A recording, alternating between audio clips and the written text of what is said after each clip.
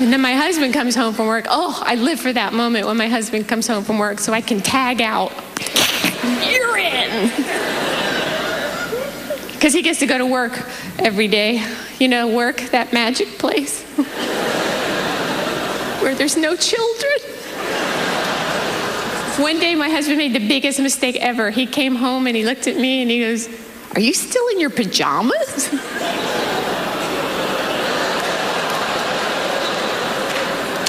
You see your 2 children? They're still breathing. Say thank you.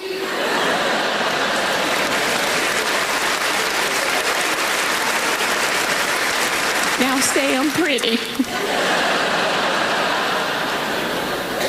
Some people make motherhood look easy. Oh, not me. My friend Julia, she's the green earth mother. You know those type? Yeah, those blogging green earth mothers, you just want to punch her right in the compost bin. She's making her own baby food from scratch. I'm usually so tired, I throw them a jar. Hope you can open it. Here's your bottle. Mommy's got to get the cork out of hers.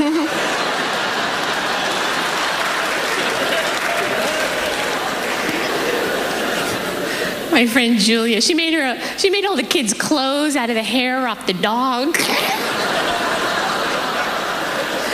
My blog is so different. Today my kid ate worms. That's protein, right? It's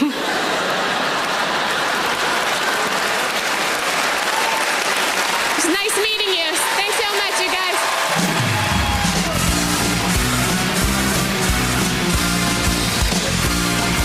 But look, folks, we've been a rock and roll comedy sensation for 40 years now, and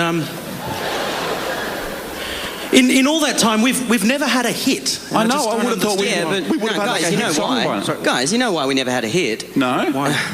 It's because we've never written a 4-chord song, so you know we're never going to have a hit. What is a 4-chord? What's a 4-chord song? You don't know? What? Well, all the greatest pop songs ever written just use 4 chords. I mean, it's the same 4 chords for every song. You want to write a pop hit, just use 4 them. chords? What chords? Yeah, just here, these 4 chords. Just 1, 2, 3, 4 chords. That's all you need to write pop songs. Let me get this straight, Chicken Little. What you're saying is you can take those 4 chords, repeat them, and pump out practically every pop song ever. Is that what you're saying? Just pay attention. Do you recognise this? Yeah, that is Don't Stop Believing by Journey. And the cast of Glee. Yeah, there's a few more songs with the same chords. Check it out. My life is brilliant. My love is pure. I saw an angel. Of that I'm sure. Well, it's just 2 songs, like... People kill and people die and children hurt and hear them cry. 3 songs? Can you practice what you preach? Won't you turn the other cheek? If I could, then I would. I'd go wherever you will go. Can you feel the love tonight? Yes, you will be loved. Yes, you will be loved. Oh, take me home, country road, to the place where I belong. Sometimes I feel like I don't have a partner. That's the way it's gonna be, little darling. We'll go riding on the horses, yeah, yeah. No woman, no cry. But there surely is a dream. I come from a land down under. Oh, Canada. They say Taylor was a good girl, never want to be late, complain, express ideas in the I need plane. some love like I've never needed love before. I'm gonna make love to your baby. Take on me. When I come around, when I come around,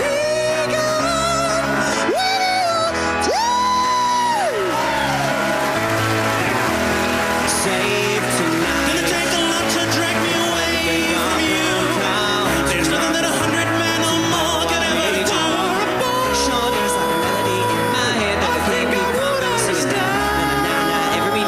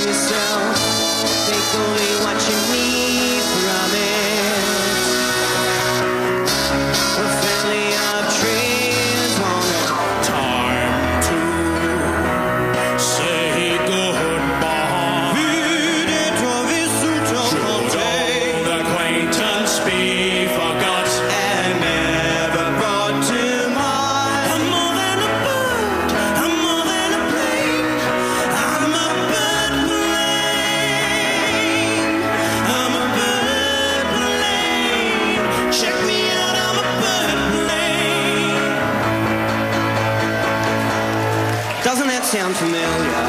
Doesn't that hit too close to home? Doesn't that make you shiver? The way that things have gone. And doesn't that seem peculiar? Cause everyone wants a little more. It's something I do remember. To never go this far, that's all it takes to be a star.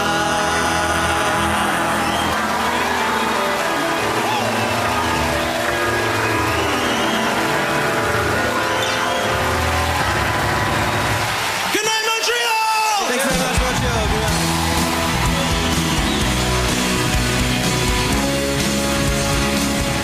Free at last, free at last. Thank God Almighty, we're free at last. After the break, more Just for Laughs. I am originally from New York. I moved to Ireland when I was 14. And how I ended up moving to Ireland was, when I was 14 years of age, I got kicked out of school in New York. And why I got kicked out of school was, for a 14-year-old, I had a serious problem with alcohol. So my mother came up with this ingenious idea to send me to Ireland to go to boarding school. Needless to say, I was delighted, because I can think of no better place for a young alcoholic to be than Ireland. Maybe she saw the potential in my alcoholism and thought, let's make him the best possible alcoholic he can be. You know, I stopped at 19 as a result of those early years. I would have said I was an alcoholic. In Ireland, they would have said I was a pussy, couldn't take it.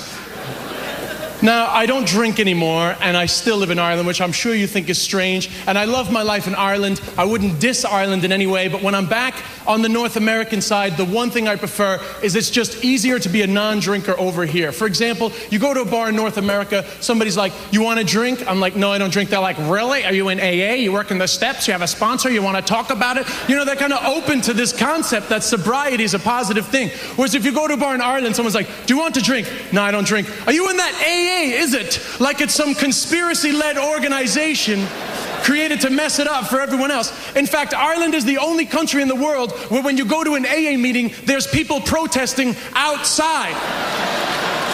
Actually picketing. They're brainwashing you. It's only a phase.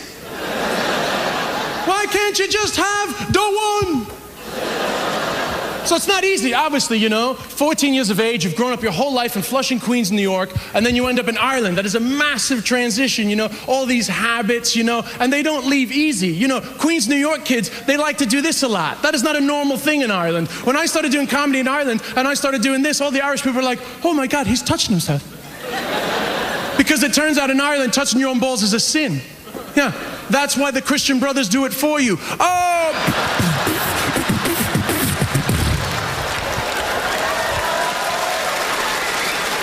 Just a little distraction.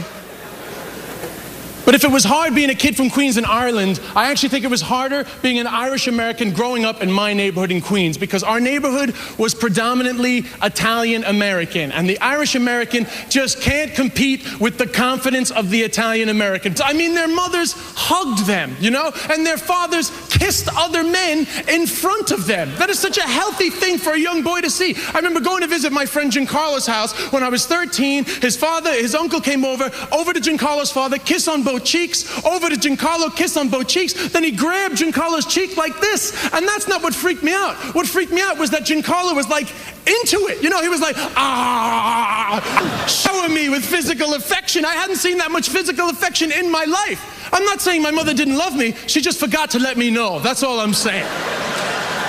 But I have to be grateful for one thing, because I am a testicular cancer survivor, right? That is what, thank you. And I will never forget the morning of the operation, 6 in the morning, the Indian surgeon and his team of doctors wake me in the hospital. Good morning, Desmond, we are going to check you now. And I was like, you're gonna check me now? But I just woke up. Maybe this isn't the best time. And he was like, no, we'll check you now. So I was like a snake charmer trying to get that down. I was like, please, go down. Hillary Clinton, go down. Which was great, because by the time they checked, I was on a semi, so I looked humongous. I was like, check that shit out, bro, huh? Snuffleupagus up in this, huh? That's right. So I didn't get the fake one. In conclusion, I didn't get the fake one. They offered you it just before they put you under. And I said I didn't want one. I said, why do guys get it? The doctor said,